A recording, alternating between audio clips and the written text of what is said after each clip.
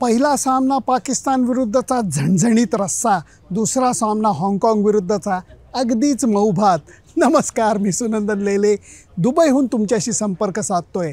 कारण पहिल्या सामन्यामध्ये जो तडका दिसत होता तो तडका आपल्याला दुसऱ्या सामन्यामध्ये हाँगकाँगच्या विरुद्ध दिसणारच नाही आहे.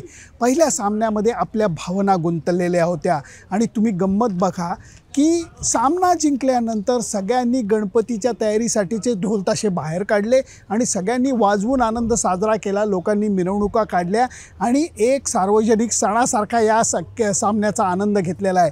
ही गोष्ट नुसती भारतात घडली नाही तर दुबईमधल्या करामा भागातही सुद्धा झाली, जिथं प्रचंड मोठ्या संख्येमध्ये मराठी लोक राहतात.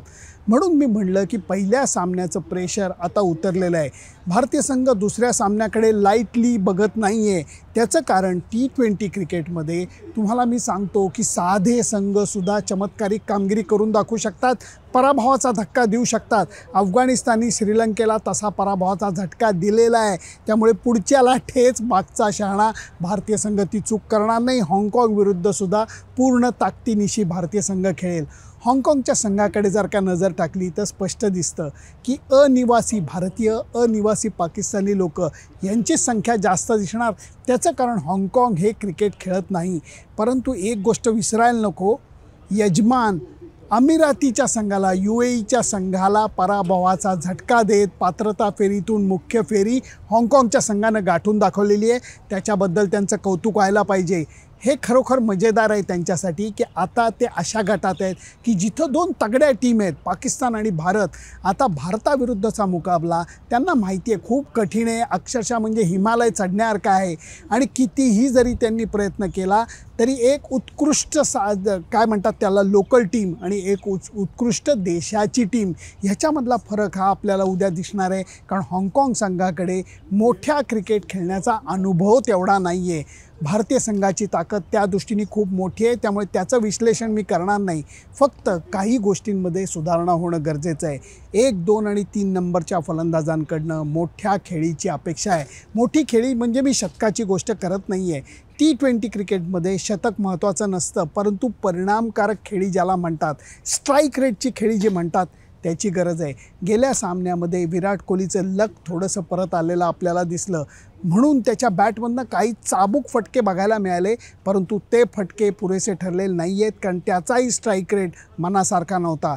KL राहुल स्थिरावायच्या आत आऊट झाला, रोहित शर्मा काळायच्या आत आऊट झाला. त्यामुळे या तिघांना हाँगकाँग विरुद्धच्या सामन्यात बॅटिंग पहिली येऊ देत, बॅटिंग दुसरी येऊ देत, त्यांना आपला जम बसवून घ्यायला लागेल. बॅटिंगची लय परत आणायला लागेल. दुसरी गोष्ट म्हणजे गोलंदाजीमध्ये जेव्हा तुमच्या हातामध्ये पकड असते तेव्हा ती पकड अजून मजबूत करणं गरजेचं असतं. गेल्या सामन्यामध्ये शेवटच्या काही षटकांमध्ये ती पकड थोडीशी ढिली झाल्याचं दिसलं. ही गोष्ट महत्त्वाच्या सामन्यामध्ये चांगलीच अंगलटी येऊ शकते, हे भारतीय संघ जाणतो. त्यामुळे ह्या 2-3 गोष्टींमध्ये सुधारणा ही व्हायला पाहिजे. त्याचा अभ्यास हाँगकाँग विरुद्धच्या सामन्यात केला जाईल. अजूनही इथे जबरदस्त गरमी आहे. गेल्या सामन्यामध्ये पाकिस्तानच्या काही खेळाडूंना पायात क्रॅम्प्स आले आणि त्यांचे काय हाल झाले आपण पाहिलं. खेळाडूंनासुद्धा या गोष्टीची जाणीव आहे आणि त्यामुळे प्रत्येकजण आपापली काळजी घेतो आहे.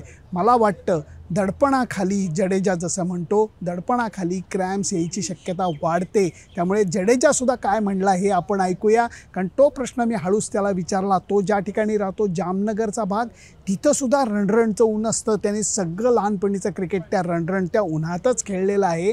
त्यामुळे त्याला जरा इथल्या उन्हाचा त्रास कमी होतो आहे, तरीही जडेजा काळजी घेतो आहे. गेल्या सामन्यामध्ये त्यांनी जी संधी साधली ती बघून खूप मजा आली. त्यामुळे आज पत्रकार परिषदेमध्ये तो आल्यानंतर सगळ्यांच्या चेहऱ्यावरतीच हास्य आलेलं होतं. जडू, आप ऐसे एरिया से आते हो जहाँ धूप होती है, इतनी तो नहीं होती लेकिन धूप होती है, उसका थोड़ा सा फ़र्क पड़ता है आपको? क्योंकि जो पाकिस्तान का मैच देखा, बहुत प्लेयरों को उनके बहुत तकलीफ़ हुई, तो उसके ऊपर ध्यान देके वो भी संभालना बहुत ज़रूरी है. बिल्कुल बिल्कुल. कभी कभी ऐसे सिचुएशन में अगर आपका बॉडी साथ नहीं देता है तो वो परफॉर्मेंस और पर्टिकुलर जो टाइम पे भी वो फर्क पड़ता है. बट हाँ, वेदर सबके लिए सेम है. ऐसा नहीं है कि कोई एक टीम के लिए अच्छा है और दूसरी टीम के अच्छा नहीं है. तो ये तो आपकी पर्सनल इंडिविजुअल प्रिपरेशन के ऊपर मायने रखता है कि आप कितना इतना वेदर गर्म है तो आप कितना पानी पीते हो, कितना फ्लूइड इंटेक करते हो, तो वो सब चीज़ के ऊपर है, वो आपका पर्सनल आपका लुक आफ्टर है। तो मेरे ख्याल से एज ए प्रोफेशनल क्रिकेटर सब लोग ध्यान रखते ही होंगे, but Kabhi Kabhi pressure situation में आपका बॉडी नर्वस रहता है तो उसकी वजह से भी क्रैम्प आने के चांसेस हो सकता है। गेल्या सामन्यामध्ये जी आपल्याला उत्सुकता होती, उत्कंठा होती, ही हाँगकाँगच्या सामन्याला नसणारे सगळेजण परत बुधवारकडे नाही तर रविवारकडे डोळे लावून बसलेत याची मला कल्पना आहे। त्याचाही रिपोर्ट मी तुमच्यापाशी नक्की येईन, पण तुम्हाला हाँगकाँगकडनं काय अपेक्षा आहेत, भारतीय संघाच्या काय सुधारणा करणं हे तुम्हाला गरजेचं वाटतं मला नक्की कळवा। त्याच्यासाठी माझं फेसबुक पेज, माझं यूट्यूब चॅनल सबस्क्राईब करायला विसरू नका। Bye bye.